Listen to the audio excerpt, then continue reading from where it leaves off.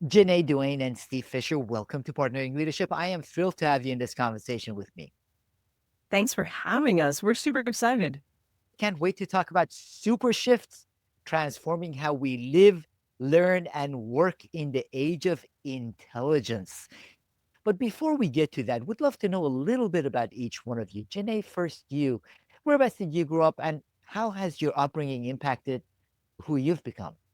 So, I grew up in West Haven, Connecticut, right next to New Haven, and there's so many lessons from my upbringing that have informed even how I approach leadership today.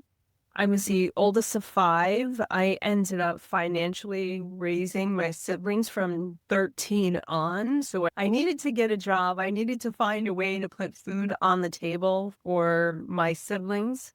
And I needed to find ways in which I could help support them while still maintaining who I am as their sister, right? I wasn't necessarily their mother. And so there's so much of the grittiness, the resilience of trying to figure out how to make ends meet. How do we identify where our next meal is going to come? The adaptability piece of this for me was really, and still is, really powerful, meaning it's a thread in which I pull internally every single day of we are living in times in which nothing can really be anticipated. And so how do you embrace that ambiguity?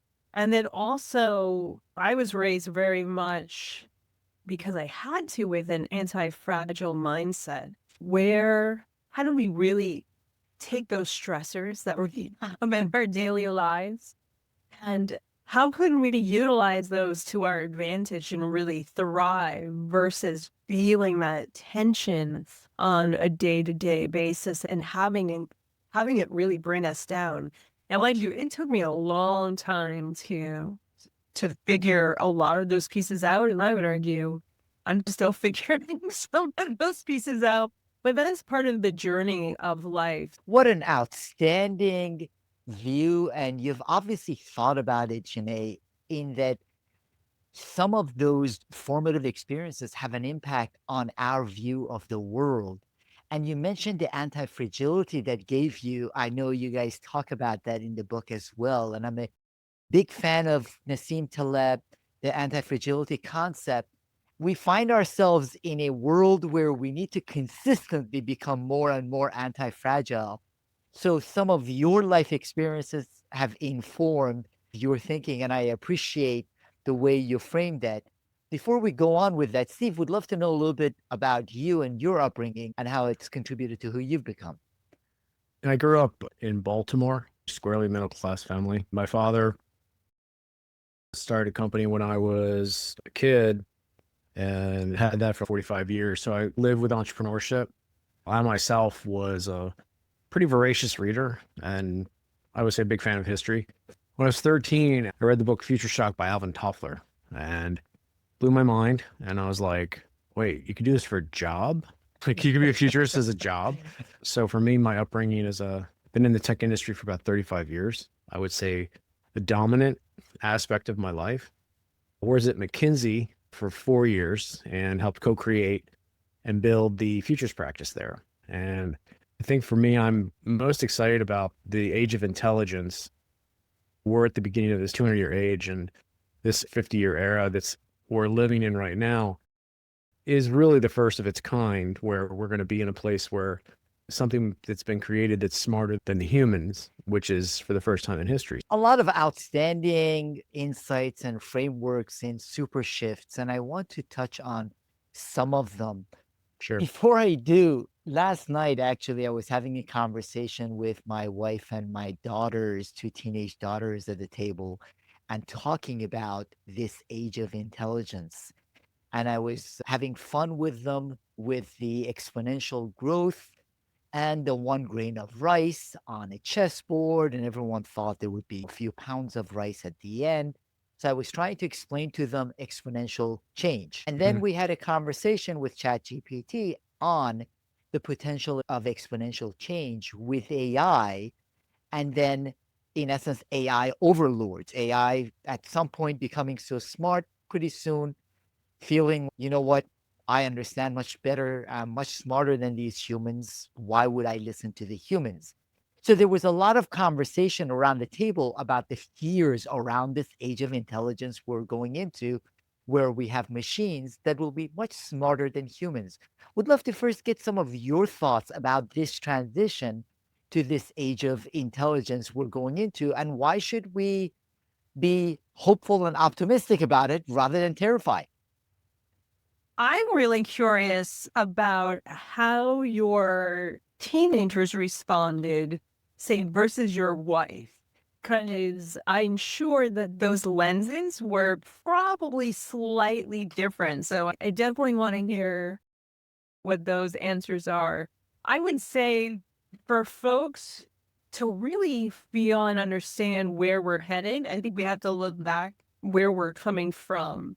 We are coming out of this 200-year arc that was really built around the Industrial Revolution, these centralized models that we see still very much prevalent in not only the way that we work, that 9 to 5 model, but in C, we're seeing companies saying that, no, we're only kidding about remote work. You have to come back. But we also see this within our educational system. And as an educator, I see how it is broken and how it's continued to break down, and how we are naturally trying to find our way through the messiness of heading into this complete new era, if you will, where it is very much intelligence centric. And that's not just human intelligence, which it sounds like you could be a really great conversation about, but it's about that augmentation, in some ways, that fusion with AI. So as we're thinking about this new arc of another 200 years, it's really looking at, we know that these centralized models no longer exist. We saw them break down in COVID, right? And then we saw that we are looking for new ways. But why we struggle with those new ways is because we have no heuristics around what this could look like. And so we're going to still butt up against that tension of, what are these new models? How can we make them work? Even we saw this with DAOs, distributed autonomous organizations. We saw them become more centralized because we don't know how we can move this forward. And so I'd say to folks, even ask yourself, how can you lead in this whole new era when you don't have a guide or a blueprint from the past to go off of? And how can you allow yourself in many ways to recognize your assumptions, your biases, and unlearn everything that you as a leader and as an executive have brought to the table so that you can help shepherd in something that's completely new?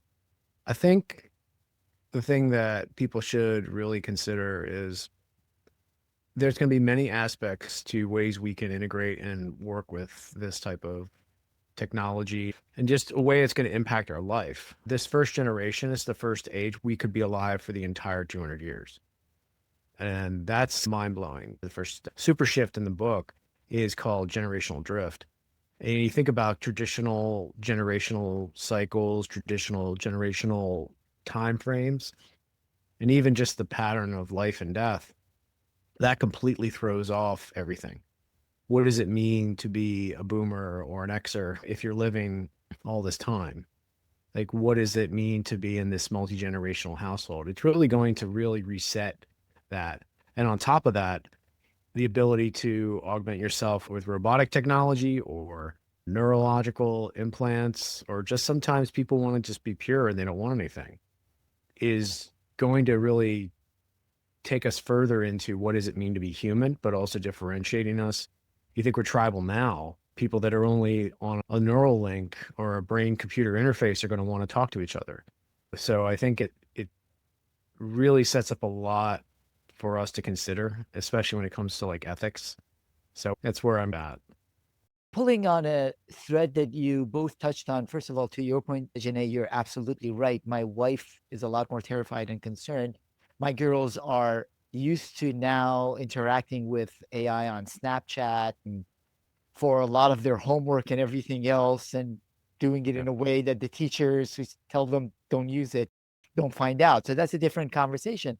But part of what you were mentioning, there are two aspects. One is this decentralization, and the role of leadership in that will drastically change. And then this generational drift, Steve, you were talking about, that Yeah. also has an impact on organizations and leadership in organizations. Would love to get your thoughts and perspectives on how will leadership change and have to change to adjust to these shifts that we are going to be seeing. Yeah. I think for me, there's 5 qualities of leadership in the super shift future, which is even now. It's not even just the future, it's now. First one's adaptive foresight.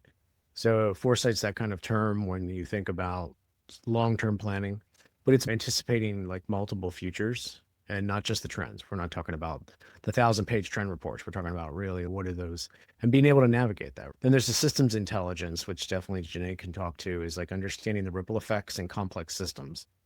Third is this transformational resilience, right? Ja-Nae talked about the anti-fragility. It's just growing stronger through the disruption. I think COVID was just a small example, even though it did shut down the world, but it definitely really made us think about how to be more resilient. And then the collaborative agency, and that's really leading across boundaries, not just in getting out of the silos. And then last is like this purposeful conviction.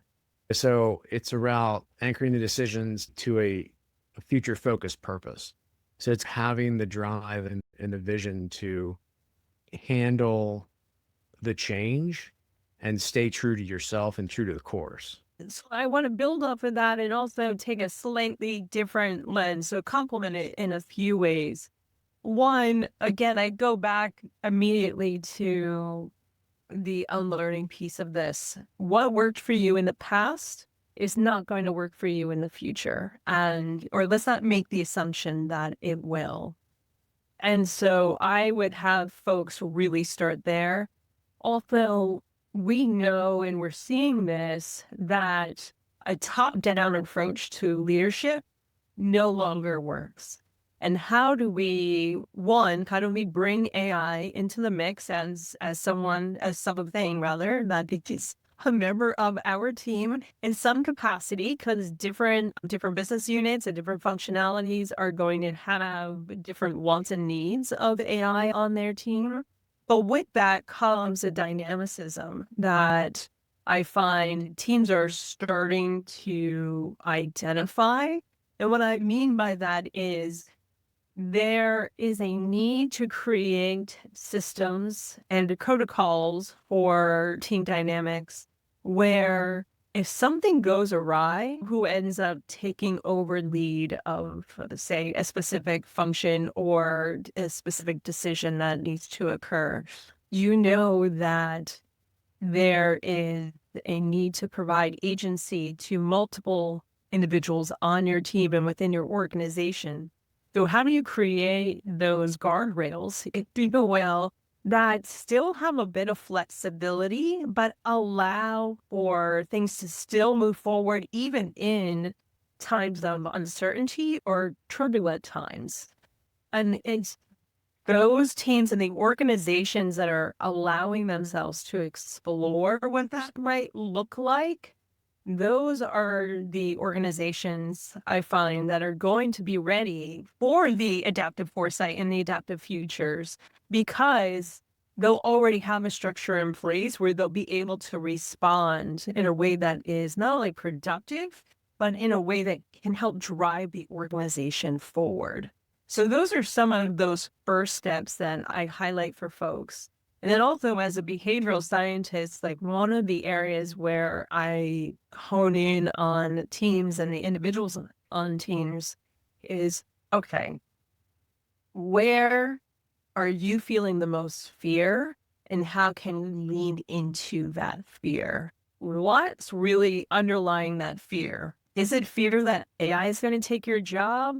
Most of the folks that we work with, at the level in which we work with, they're not concerned about that per se. What they are interested in and what they are fearful of is how both themselves, their organization, and or their team is going to react to that next Black Swan event, which we know there will be another and multiple. And so how do you end up creating team and organizational preparedness and doing some work around simulation training and how your team can interact and create different types of interdependencies that also provides a bit of that agency, just even if you're role playing. We don't even need to talk about doing simulations within VR, which is also some work that we've been doing that's been a lot of fun.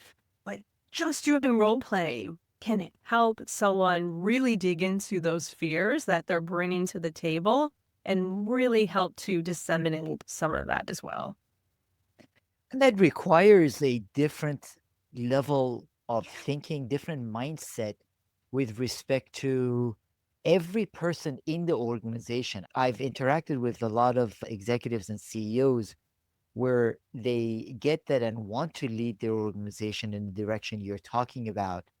But there is much more resistance on behalf of the people who work for them because they have grown up in organizations which haven't allowed for that. So it's pretty interesting where sometimes it's leadership that isn't willing to embrace that change. And at other times, it's people within the organization, they don't want that. They don't want this new vision that you are talking about. So it's very hard making that shift. Starting in the future would be different, but now we're leading organizations that have established people, established employees, established traditions. Making that shift within those established organizations is really hard. I totally agree. And that's where honing in on this fear, the individual fear, is so important. So when we look at ancient Greece, loomers were actually afraid of looming technology that would have made their life easier. And there was this huge revolt. I heard this really great story a few weeks ago about this that just really stuck in my mind, where the loomers revolted and destroyed all the machines because they were afraid of change and they were afraid of how to utilize that technology. But what I find is that when you give people the space to identify what they're afraid of, and if it is something, we'll just take technology, for example. If it is something around either technological augmentation of their work, maybe the integration of new systems or tool, allowing them to explore it on their own first, identify that fear, give them the space to explore even their own shortcuts and their own workarounds, because we see that a lot within systems and within organizations where folks will find their own way. But if you give them a bit of that agency to then bring that to the entire team, it's almost giving them also the space, I don't want to say to fail, but to explore and to have those findings be part of that new culture. That's really where I see that organizations that are resistant to change start to open it up and can be really powerful. That is a really helpful way of looking at it. Now, focusing on the super shifts that you talk about, you mentioned, Steve, that the super shifts are more like lenses, the 9 super shifts that you talk about, rather than predictions. In what way can these serve as lenses before I go deeper into a couple of these super shifts for the audience to get a vision of where you are seeing things and how these lenses can help us guide our teams and organizations? I would say that the first thing on Steve's soundboard is futurists don't predict the future. Futurists look at possible futures, probable, preferred, but it's all the possibility, because that future, one future or future will become the present.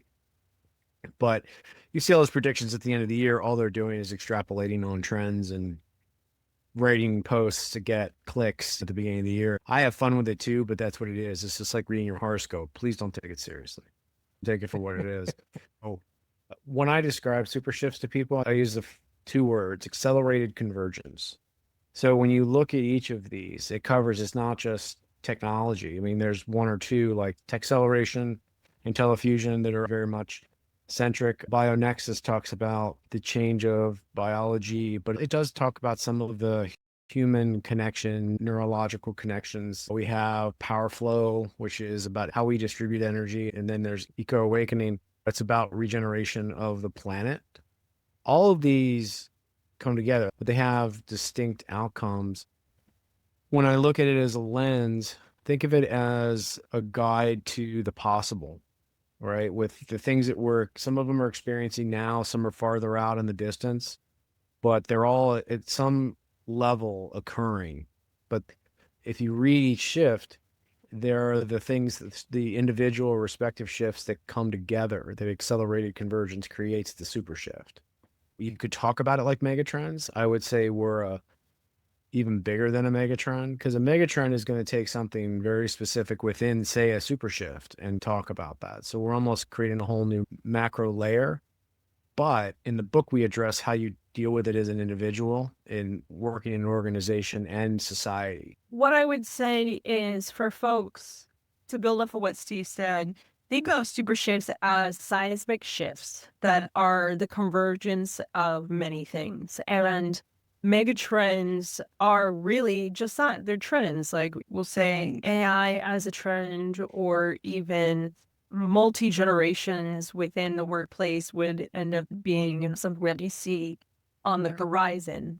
But when we're thinking about super shifts, it's about the convergence of these things that won't happen in the next 10 years. We'll start to see the rippling effect of this, but this is something that's much bigger and will also take a while to converge. And these convergence points will end up occurring at different times as well. So again, I love the idea of using them as lenses because it informs different parts of either your leadership style and or as we're thinking about the organization. Would love to get your perspectives on the societal implications of this before we come back to the organizational aspects.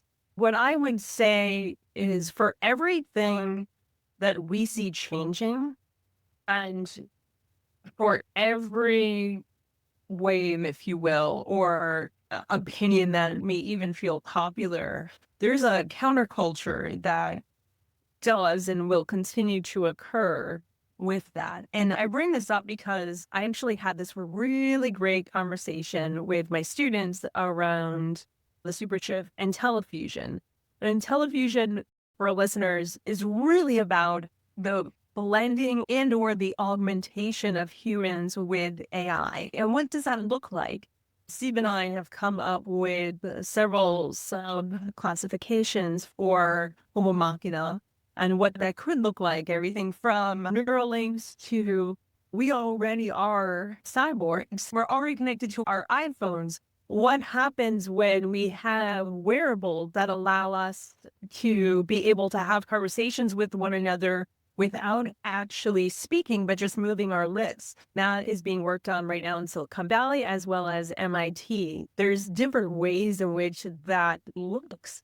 What was so fascinating to me is there was this whole opinion within the course I was having this conversation in, where many of the students were opposed to any type of augmentation whatsoever, even though in many ways they're already augmented.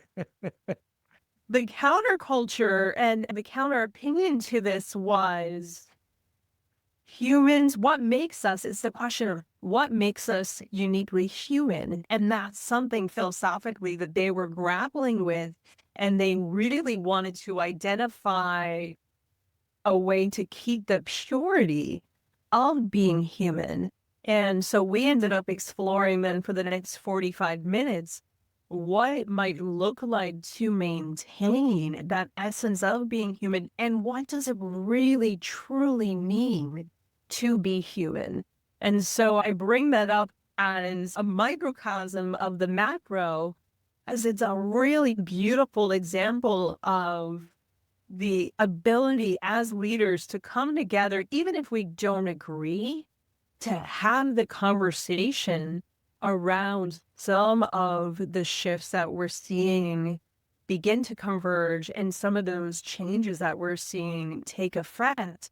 And how can we decide collectively how we're going to move this forward and stop living in our echo chambers, provide a space where we're actually exploring something that can be completely new and embrace that opportunity. Because to me, embracing that opportunity is uniquely human.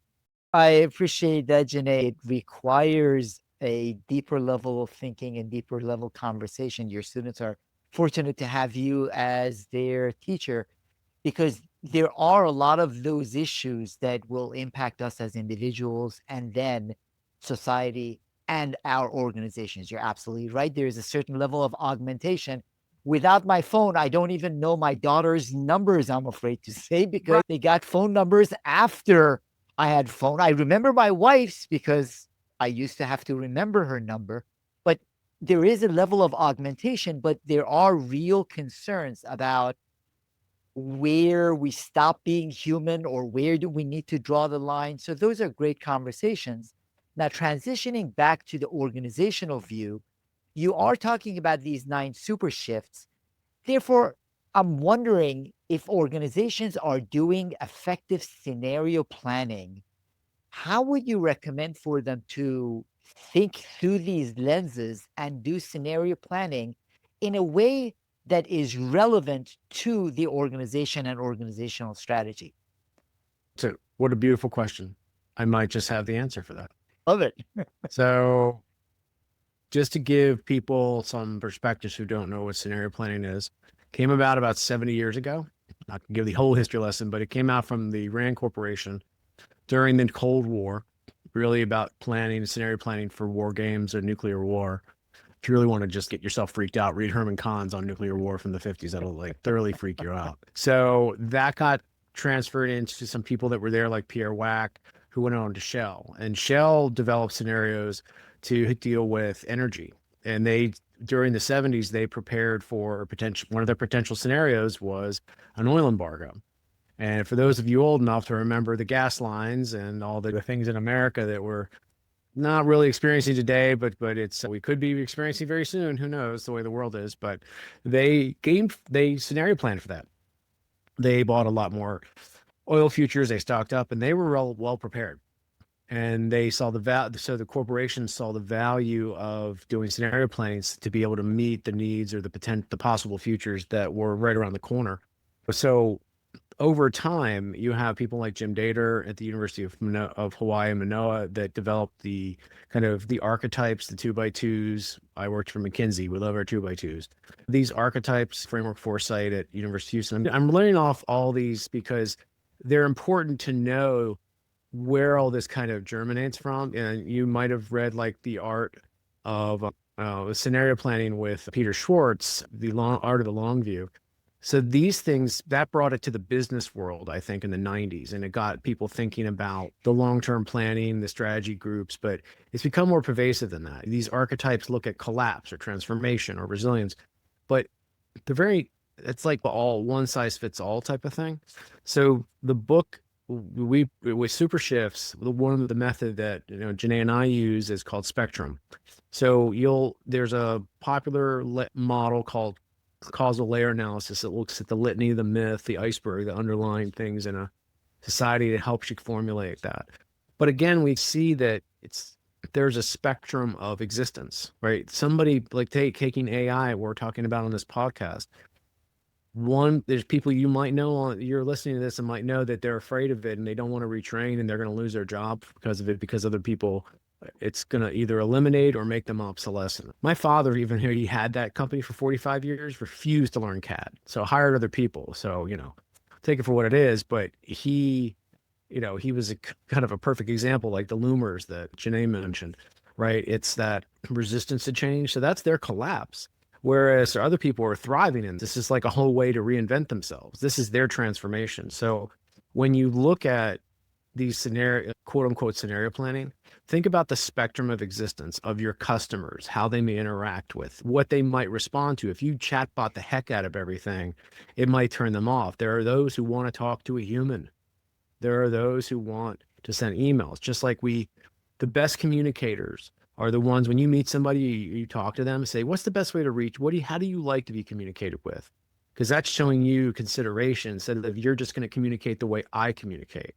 So I think when you look at this spectrum foresight method and their framework is like, we have to look at those spectrums of existence because those people will inhabit, calling people the future. They will inhabit that future or whatever possible future. So I give you that broad brushstroke of where we've come. And I think we're continuing to evolve how we look at the scenarios of the future. One of the challenges with many of the organizations I deal with is that people are so immersed in the present Yeah. and in the uncertainty and the volatility of the present, where they don't take enough time, they're not incentivized, or they don't see the need to put enough focus and effort on some of that future casting, some of those conversations, and some of those thoughts.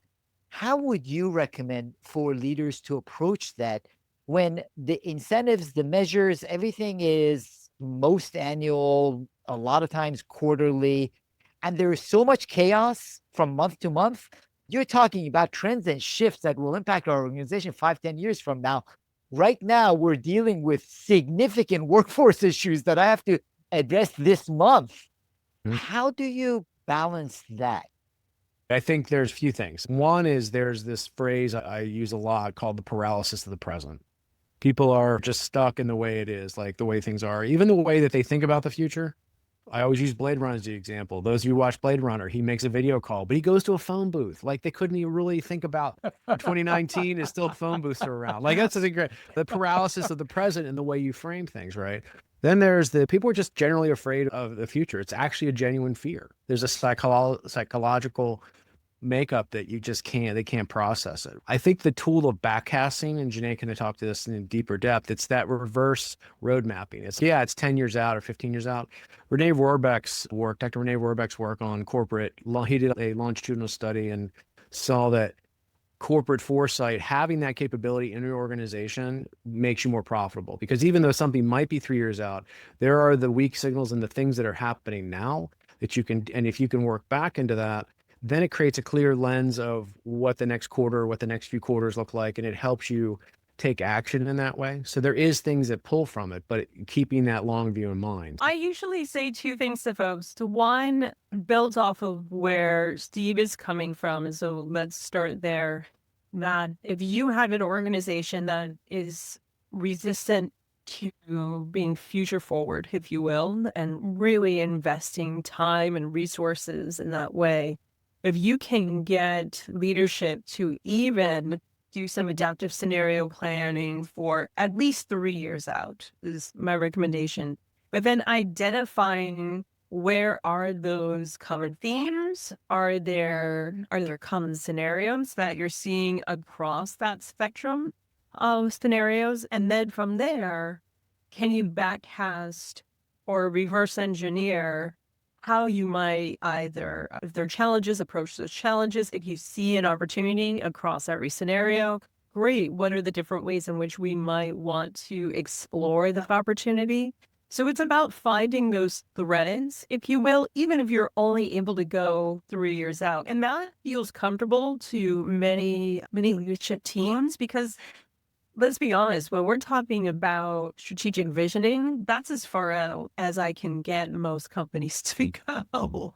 However, when you have companies that are truly invested in the long game of what their organization and their industry might look like, it's about how do we bifurcate an entire team that can be more future focused. And we saw this very much, and I'll say pre-COVID, because I've seen so many of these teams be decimated post-COVID.